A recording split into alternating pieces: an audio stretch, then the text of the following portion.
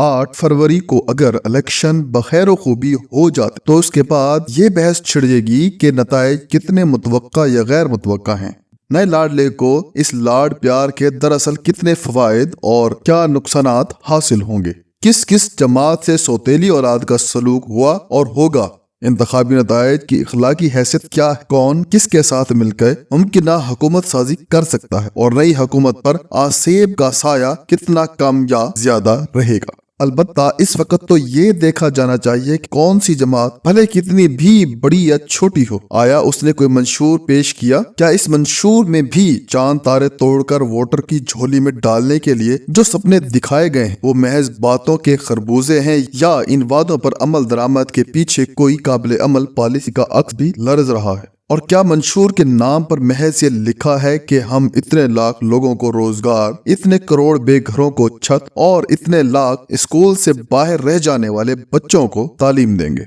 इतने करोड़ लोगों को मुफ्त भी सहूलियात देंगे, तनख्वाहों में इजाफा करेंगे और महंगाई में इतने फीसद कमी लाएंगे, मईशत के फला सेक्टर को अपने पांव पर खड़ा करने के लिए ये करेंगे वो करेंगे, या फिर मंशूर में ये भी समझाया गया है कि इन वादों की ताबीर के लिए पैसा कहां से आएगा, ये किस कदर काबिल अमल है, इनकी तकमील की टाइम लाइन क्या होगी वगैरह वगैरह। अगर वादे किसी काबिल अमल खाके के बगैर हैं तो समझ लीजिए ये मंशूर नहीं, मदारी के हाथ में डुगडुगी है जिसका मकसद बस वोटर का मनोरंजन है। अब तक की इंतखाबी तकारीर में तीर से शेर का शिकार करने और शेर एक वारी फेर के सिवा आपको शायद ही कुछ प्रैक्टिकल बात मिले। दूसरा, वोट पकड़। मौजू ये मिलेगा कि मैंने इस मुल्क के लिए क्या और इसके एवज मुझे किस किस तरह इल्जामात में इंतकाम और सजा का निशाना बनाया गया वगैरह वगैरह। जो जमातें अब तक इक़्तिदार में नहीं आई वो अपने मंशूर में अगर दावे करें कि जीतने की सूरत में वो मुल्क की किस्मत बदल देंगे तो बात समझ में आती है कि उन्हें हर सूरत में वोट चाहिए।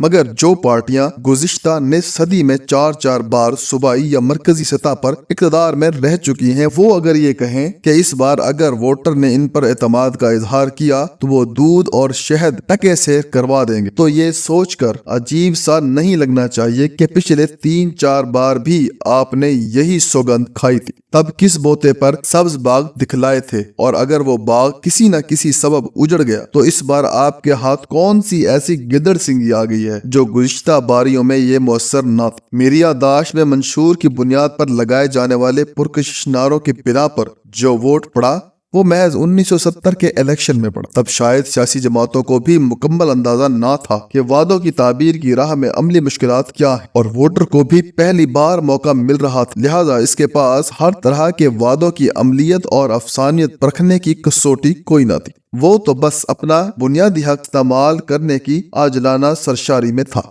मगर 70 के बाद जो भी इंतखाबात हुए उनमें ताज़ा या गुज़िश्ता मंशूरी वादों की परख पर नहीं बल्कि साडा बाबा उत्ते रहना चाहिए की बुनियाद पर वोट पड़े। जात, बरादरी, मकामी असर रसूख, पैसा, बादशाह गरों से उम्मीदवार की मुमकिना कुर्बत और फौरी मकामी फवायदों को मद्देनजर रखते हुए वोट मांगने और डालने का चलन रासिख होता चला गया। शायद इस रियासत के असल मालिकान का हदफ भी यही था, एक बुनियादी जमहूरी मश्क का मयार बुलंद होने के बजाय नान, टिक्की और बिरयानी के वादे की सतह तक आ जाए ताकि गडेरिया आसानी से भेड़ों को मैनेज कर सके। अल्हम्दुलिल्लाह इस प्रोजेक्ट में बहुत हद तक कामयाबी हासिल हो चुकी। खुद सियासी जमातों को मंशूर साजी और इसके काबिल अमल तशरीह से किस कदर दिलचस्पी है इसका अंदाजा 2018 के इंतखाबात में जारी होने वाले मंशूर को पढ़कर लिया जा सकता है और इसके आईने में अगले इंतखाबात से उभरने वाली वादागीर तस्वीर के खदोखाल देखे जा सकते। Pakistan institute of development economics PIDE ने 2018 के इंतखाबात में पार्टी मंशूर का तकाबली जायजा लेके अंदाजा लगाने की कोशिश की कि कौन कौन सा वादा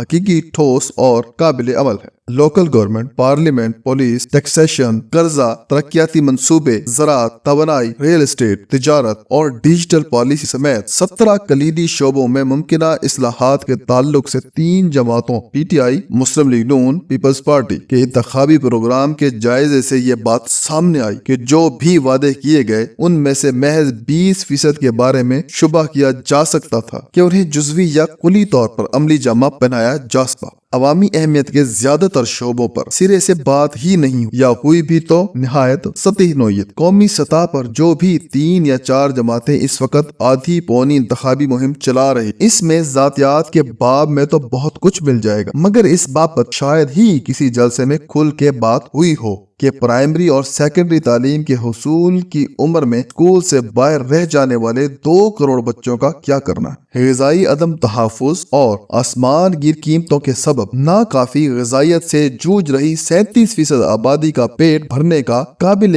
عمل اور عزت دار راستہ کیا ہے؟ جان و مال اور آبرو کے تحفظ کے لیے پہلے سے موجود بہترین قوانین کو کس طریقے سے لاگو کیا جائے گا؟ اسپتالی مریضوں کے ازدحام کو کون سی پریکٹیکل پالیسی اپنا کے کم کیا جائے گا؟ روزگار کی مارکیٹ میں ہر برس شامل ہونے والے 50 لاکھ سے اوپر نوجوانوں کو کیسے کھپایا جائے گا؟ وغیرہ وغیرہ۔ سانڈے کا تیل جدی پستی بیچنے والے اس بار بھی اپنے فن کا مظاہرہ کر رہے ہیں، لیکن کیا انہماک سے تماشا دیکھنے والے بھی تیل فروش سے یہ پوچھنے میں دلچسپی رکھتے ہیں کہ تیرے پاس اس کے علاوہ بھی کچھ اور ہے ہمیں بتانے اور دکھانے کے لیے؟